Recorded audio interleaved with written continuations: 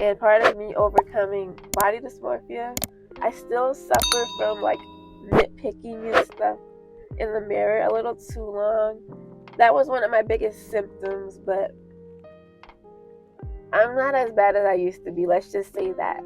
I can walk out of the house without feeling anxious now. I'm socializing with people, which is so crazy to me. I used to be so to myself in the corner, and people used to think I was stuck up and stuff. No, I'm just anxious around people, but now I want to be around people. So it's a whole different experience.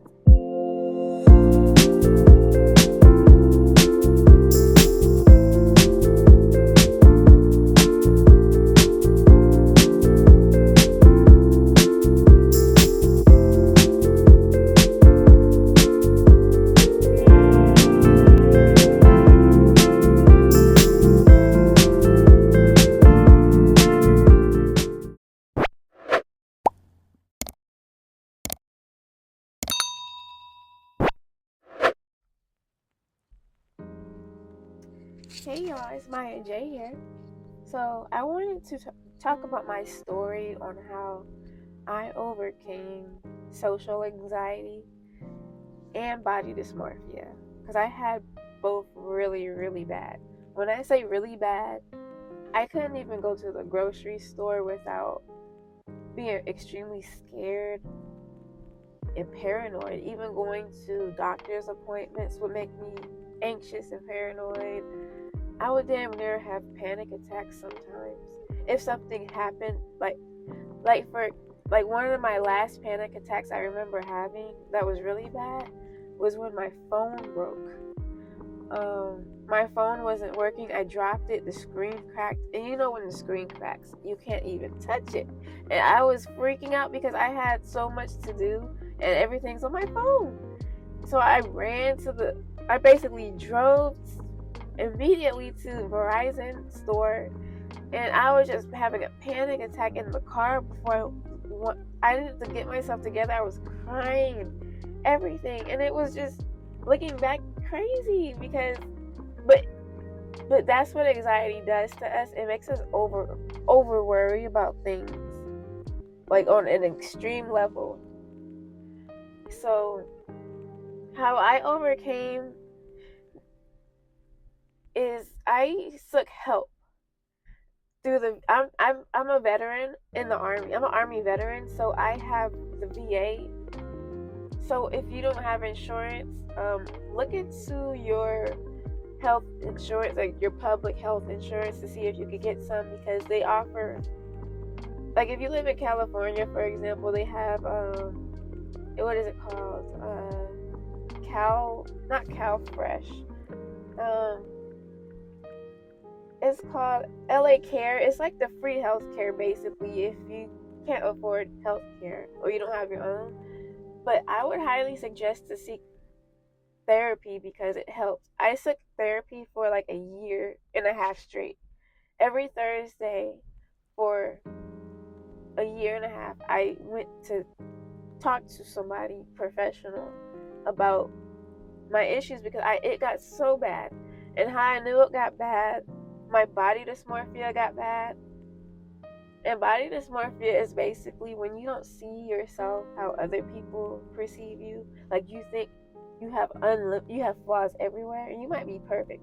I think that's why people think I look so pretty all the time, because my body dysmorphia is telling me, even right now, I don't even feel like I look okay. But I'm not as bad as I used to be. But I still have symptoms. Like this morning, it took me an extra 30 minutes to do my hair, and I was late for work because of it. So I'm still dealing with it to some degree, but it's not as bad. It's more managed anyways. So I went to seek therapy. I knew my body dysmorphia got bad because I was on Instagram scrolling through other females' profiles and just looking at their pictures for hours, just comparing myself to them. And that's not healthy at all. And I even knew that wasn't healthy to the point where I was like, I gotta do something about this. like something snapped in my head. I was just like, I don't want to be like this. I'm better than that, and I want to be better than. I know my worth, but for the longest time, I didn't know my worth. When you grow up pretty and attractive, and you don't know it, because when you're very attractive, people tend to gaslight you, especially from a young age, because people are very jealous of pretty women, and even adults will bully pretty children, okay? To the point where that child will grow up not thinking that they're actually attractive when they actually are attractive. And because of that, I think my body dysmorphia was formed, because people will always not like me, and I always didn't understand why. I never fit in, and I always was getting cheated on by boys, but I always was in a relationship. So people knew my worth. I didn't know my own worth, and I think people saw my insecurities because I used to walk with my head down. I was very insecure. So I know it read on me. My body language and stuff. Excuse me, I have a cold. But I know my insecurities read on me because of the way I walked. I moved in the world. I didn't walk with my head high like I do now. But back then, I wasn't walking with my head high. So boys took advantage of me. Boys will take advantage of pretty girls who are insecure, who don't know their worth, who don't see their values yet. And then insecure women will do the same thing, because pretty people trigger people's emotions. Okay? Being attractive, you trigger people's emotions, whether that's in a good way or a bad way. You can get killed off of being attractive. There's so many stories I could share about that. But I'm not gonna get too deep into this, but my mom, I never felt like she liked me growing up, and I always felt like she was jealous of me in a way. Anytime I would get in a breakup with a guy, she would get super excited. We just never got along ever. She will always try to. It was just a whole bunch of stuff with that. So I felt like my mom was jealous of me sometimes. Long story short, I'm not even going to go into that too much right now. And then just different situations. I never had a female friend that I could trust. They always stabbed me in the back. And then, I have so many pretty privileged stories. So I knew I was pretty. I just didn't see what other people saw, if that makes sense. And so when people can tell, if people can read you, it can tell you're insecure, but you're pretty on the outside, they're going to use you. They're going to use you. So you have to be strong. And I was tired of people using me and taking advantage of me. So I went to go seek help. And when you go to help for anxiety, they give you little exercises to do. You can even join anxiety groups. I did that as well. That also helped. Being around other people who also have anxiety, and you guys talk amongst each other and help each other. And it helps. It feels like you have community too. If you don't feel like you have community, look for anxiety groups. Ask your therapist if there's any anxiety groups you can join, because they're very helpful. It just makes you feel like you're not alone. Because with anxiety, you do feel like you're alone sometimes. You feel like people don't understand you. People just don't know where you're coming from. But, we just see through a different lens than everybody else. We see everything as people judging us all the time. That's why I can't do customer service jobs. Right now, I'm at work. I work at a warehouse because I don't have to deal with people. I can't deal with people. My anxiety is that bad. I can't deal with customers and they're complaining and stuff. When I'm here, I'm in my own lane. We can wear earphones at my job, so I'll be in my own zone all day. So, the way I got over my anxiety and body dysmorphia was seeking help from a professional. I would highly recommend you start there, because that's going to help a lot. And then, and they're going to also recommend medications. You don't have to take medications if you don't want to, but I noticed that it's a tool that helped me too. And I'm on mirtazapine, and there's another pill. I'll put it on the screen. I forget the name of it, but it does help. The only problem with mirtazapine is I gained a lot of weight from it. I gained at least 10 pounds off of it because it increases your appetite, so you have to be careful with that. The way I was able to combat that was to go on a liquid diet. So whenever I was hungry, applesauce, smoothies and stuff kind of fill me up with liquid instead of fats, you know what I'm saying? And it helped. So mirtazapine may not be for you. You can also try other. I've done so many trials. I tried steratine. I can't pronounce these. I've tried different things, and mirtazapine just seemed to work for me. The other one was giving me headaches and stuff. The only side effect with this mirtazapine is the weight gain, but it's healthy weight. So I just have to learn how to manage it. You know what I'm saying? Because you will get false hunger pains. You'll think you're hungry, but you just eat something. And I think it's just the medication. I don't know. So I have to be aware of that when I'm on mirtazapine, because it makes you feel hungry all the time, and you just eat more. So just try to manage it, or, work out or a liquid diet like I did. So yeah, and so I was seeking therapy. First, you have to realize you have a problem. So if you don't realize that you have a problem, that you have to realize it first. For the longest time, I didn't even know I had it. I didn't know I had anxiety until I joined the military. The military made it worse.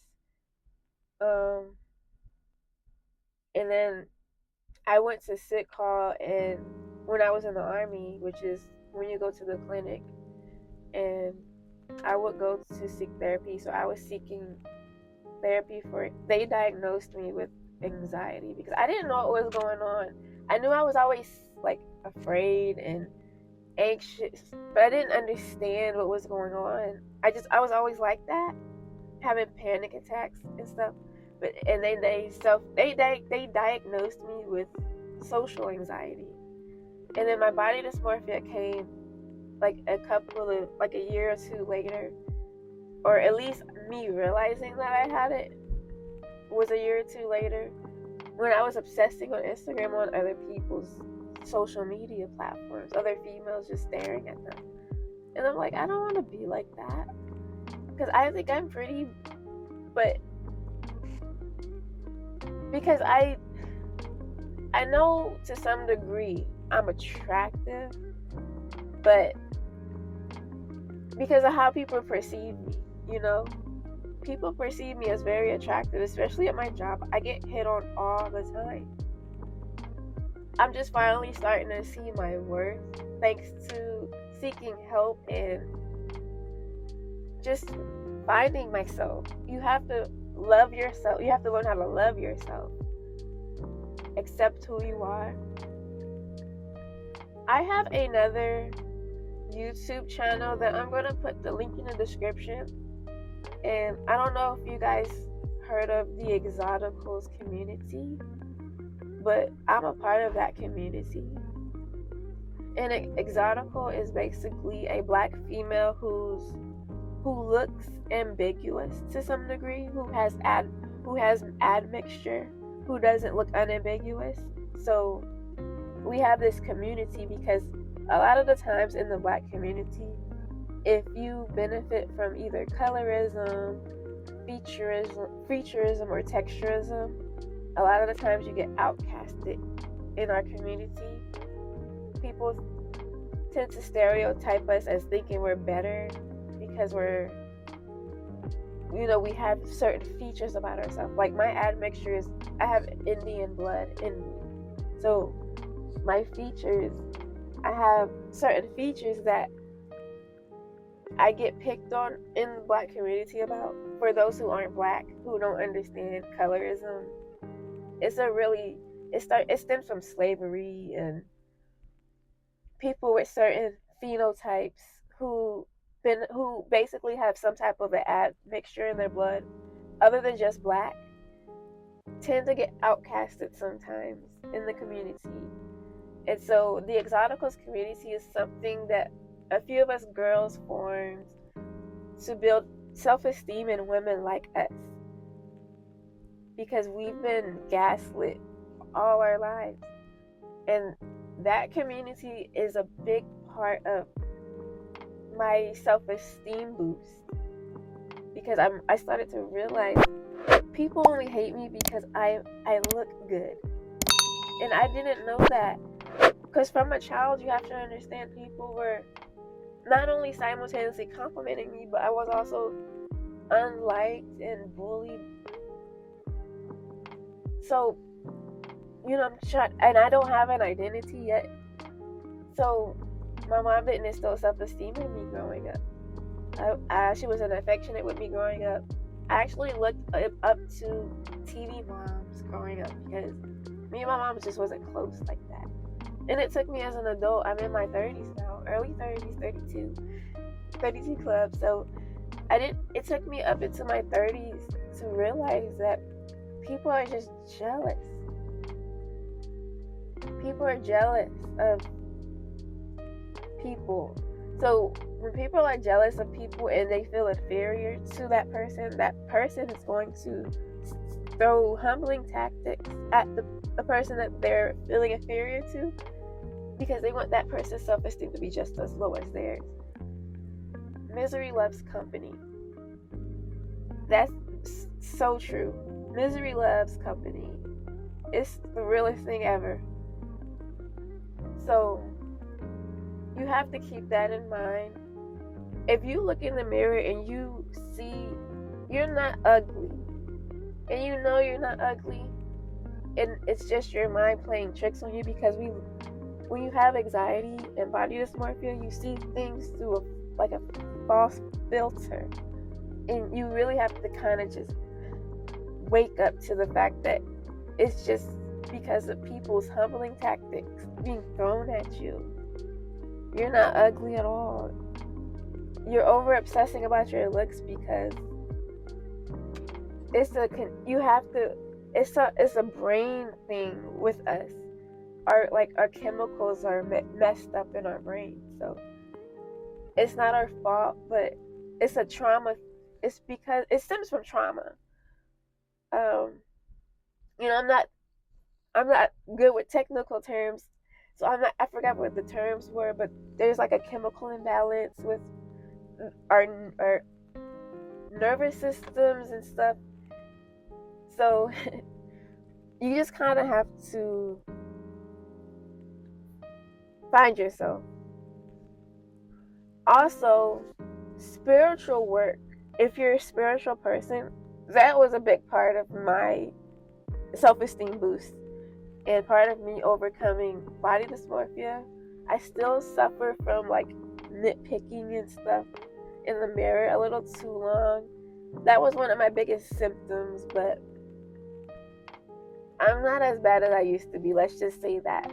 I can walk out of the house without feeling anxious now. I'm socializing with people, which is so crazy to me. I used to be so to myself in the corner, and people used to think I was stuck up and stuff. No, I'm just anxious around people, but now I want to be around people. So it's a whole different experience. Yeah, I think the mirtazapine has a big part to play in it, but if you don't believe in medications and stuff, you don't have to do it. It was just a tool that actually helped me a lot. I have friends that I want to talk to. I used to be so afraid to talk on the phone. I was that bad. I'm bad at starting conversations, so I think that's part of it. I'm afraid I would say something stupid and sound stupid to somebody. So, and all of this is just a trauma response from the past. I was bullied really bad as a kid. I think I said that. Yeah, I was bullied. I was a military brat. Every 3 years, my family, we would move to a different state or country. So I was always in different environments, different cultures. It was always a culture shock. So I was always the new girl, the new pretty girl. So with that comes consequences. Like seriously, like females do not like like females don't get along with each other. We are competitive in the first place. So the new pretty girl is just and attracting all the guys. I've lost so many friends over guys.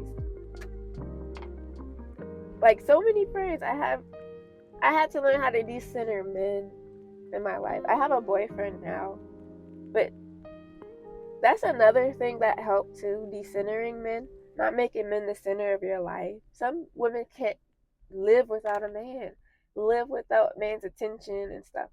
Decentering men doesn't mean taking a break from men. It just means not making them the center of your whole world. Your whole life is about finding a man. If you don't find a man, you failed in life. That sounds crazy to even, but there's a lot of women who think that way. Like that's goals for them. If they're not married, they failed in life. No. You have to learn, first of all, you have to love yourself to understand that that's not real. That's not true. I think these Disney movies had us fucked up as a child or something with these false fantasies of how men are. Because men are dirty. Men pee on the toilet seat. Men will all. If you ever notice, married women are actually jealous of single women because realistically they're not happy. A lot of women get married to compete with another woman to get married before her. Let's just keep it a buck. A lot of it's competition. Who gets the biggest ring? Who gets the married first? Who gets the man? Because we call it pick-me behavior in the exoticals community. Because you literally make your whole life about what a man wants. The way you dress is because you want a guy to look at you. You don't dress for yourself. You do things for the male gaze. If you don't get the male gaze, you feel ugly. And that mindset is not. Decentering men just means making men like 10% of your life and making yourself like the rest, like 90%. Your spirituality, your career, your goals, your dreams, whatever you want to do. Just don't make the man the 90% and you the 10%. You know how many married women are on antidepressants? They stay arguing all the time, always worrying if he's cheating on him, which he a lot of the time probably is to some degree, because there's levels to cheating. So he's doing some level of it behind your back. Even on social media, stories got the game fucked up on social media, so we don't know what's going on. You're always worrying about what he's doing more than just enjoying life. And some women feel trapped because they're the breadwinners, paying most of the. So you decentering men, if you're single and you want a man so bad, you're not missing out on anything. I promise you. There's no perfect man out there. I'm not talking about all. Of course not. Not all. There's some good men out there, but there's something wrong with a little bit of everybody in the world. Okay? So you're not going to find the perfect person. And life is full of obstacles and catalysts. And we're going to expect to go through some things. Relationships. If you're spiritual, you know relationships is one of the biggest catalysts in life. It's definitely, you're going to go through things in a relationship. You just are. But if you're single and decentering men is a big part of how my self-esteem went up, because I realized I was doing a lot of things for the male gaze and I felt unvaluable if a man wasn't giving me attention. So but when I stopped doing that and I did things for myself that make me happy, like I love to edit and create videos. That's what makes me happy. So find what actually makes you excited and happy and do that all the time. No matter what, even if you're doing something you don't want to do, try to find excitement in that. Like if you have to clean up, listen to music while you're cleaning up. Make it exciting. Don't always find a reason to smile and be happy. You know what I'm saying? That's a big part of finding who you are and loving yourself. Find what you love to do. What excites you the most? What would you do for free if you could? Do it. What would you do all day if you could? Read a book if that excites you. Go on a hike. Get out of the house. Don't stay cooped up in the house. Do something. Get a hobby. Join a club. If you don't have a sense of community, join the gym. Or it's hard out here for jobs, and I wouldn't even recommend finding community in jobs. I'm fortunate enough to have a type of job where we do have a sense of community, but not every job is like that. But find a club to join. There's all kinds of stuff. You can go on what's that website where you can look up different Eventbrite in your area, find events to go to. And I know anxiety keeps you from wanting to go out, but you gotta remember that you have to kind of take control of your body and just mind over matter it, and understand that this is just your chemical imbalance happening. That's what I had to do to force myself out of this, because that's what they're going to have you do in therapy as exercises. Have you go out and do things like go out and talk to somebody for 5 minutes and have a conversation with them. You got to report back to your therapist. Did you do that?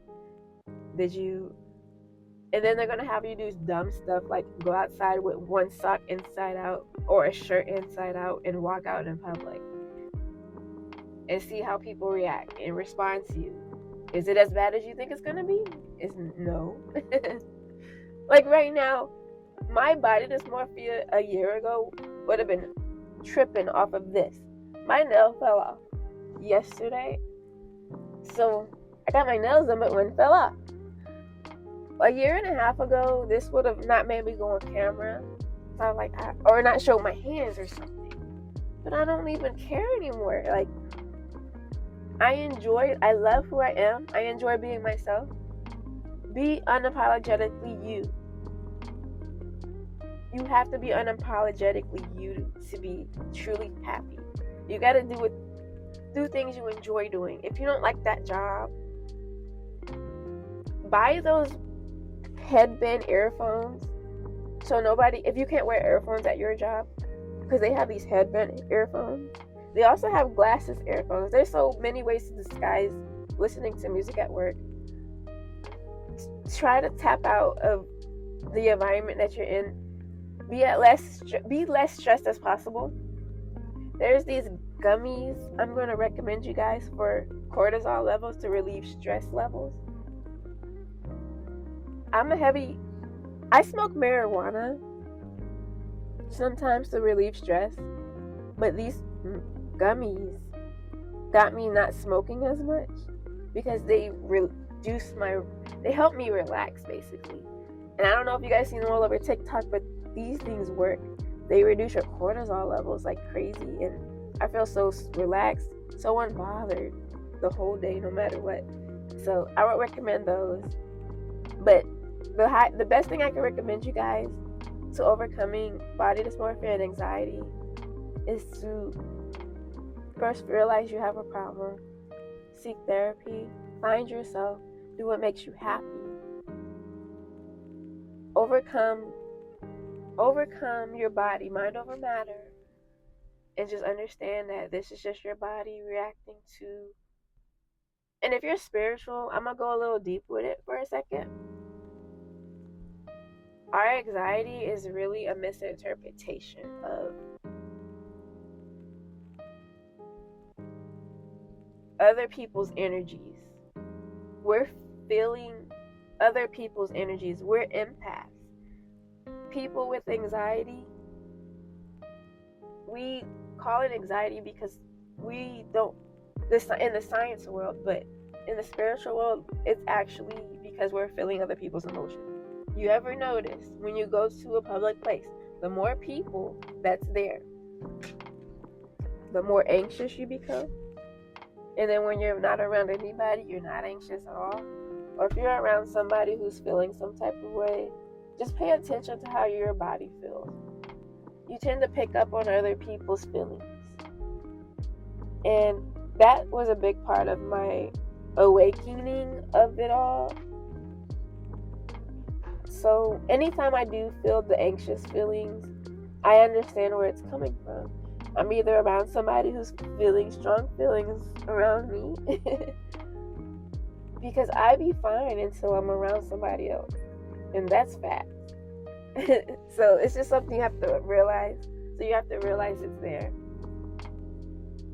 But yeah, that about is all I really wanted to say. If you guys have any more questions, let me know. I'm gonna make a part 2 to this probably,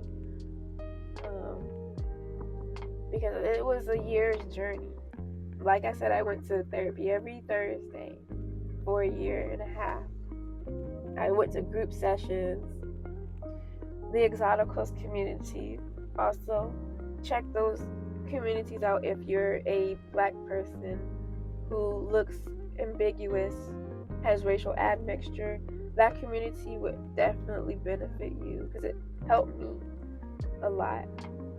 There's other communities for other groups of people, but specifically for people who look like me, my phenotype, similar to me.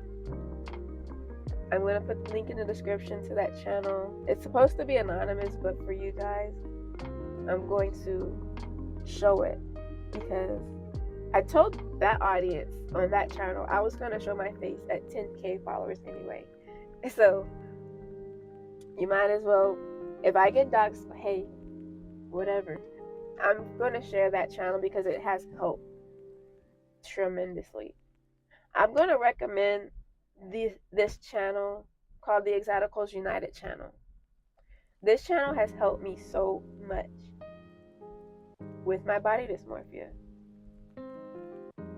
The Exoticals community is a community of black women who look either mixed race or racially ambiguous, who have some type of admixture other than black in them. And the reason for this community is because women in the black community who look like this tend to get ostracized because of how they look. They don't fit in with the crowd of the black people. We don't look like regular black people. We have admixture. I've been bullied because of how I look, my phenotype. I know that may not make sense to everybody who's not black, but people who are black, if you benefit from featureism, texturism, or colorism, a lot of the times, either people think you're better than them, or people think you're stuck up, people think you're bougie off the break, or you're a colorist off the break. You get misjudged very easily. You get picked on. Not saying that other groups don't, but we do. And we created that space because anytime we did try to fit in with our fellow black people, we would get treated a certain way. As a matter of fact, the term exoticals was actually a derogatory term used towards us by our unambiguous counterparts, people who don't have any admixture. I have Indian admixture in my blood, so I benefit from featureism and colorism because in the black community, there's two categories because of slavery: light skin and dark skin. If you're dark skin in slavery days, you would be in the field. If you were lighter skin, you were in the house. And a lot of that had to do with being related to the slave master or having his admixture in him. And there's this thing called the Willie Lynch letter that had a lot to do with it. There's theories that this letter isn't true, that it was all a hoax, but colorism still exists because of how they separated us back then. And people use the term brown skin, like there's supposed to be a brown skin category, but the problem is all minority groups are brown skin. There's a spectrum of brown, light brown to dark brown. Beige is a form of brown, is a color of brown. It's a shade of brown. Beige is a shade of brown. So when people use brown skin, it's almost like a cop-out term to keep themselves from either calling themselves dark or light. Because we're all technically brown skin, Asians, Mexicans, black people, all minority groups, Indians, we're all brown skin. We're either light brown or dark brown. So that whole conversation can get kind of messy. But that space has helped me out because it made me realize that people were gaslighting me because of how I look. I wasn't actually ugly like I thought I was because I was being bullied. People were actually jealous of me. And it took me up as an adult to realize that. So adults can be jealous of children, okay? I've been called red, light skin. So I know my experience. People tend to call people who are caramel skin like me, you're not that light skin, you're brown skin. But like I said, that's a humbling tactic on that person because they know damn well that person experiences the light skin experience because of how they look. Let's not get it twisted. That caramel complected person experiences colorism, benefits from colorism, whether they want to be honest about that or not. But yeah, check that space out. I'm going to put the link in the description. And I'm going to wrap this video up. I'm going to do a part 2. But let me know what you guys think in the comment section. I'll talk to you guys next time. And thank you for listening.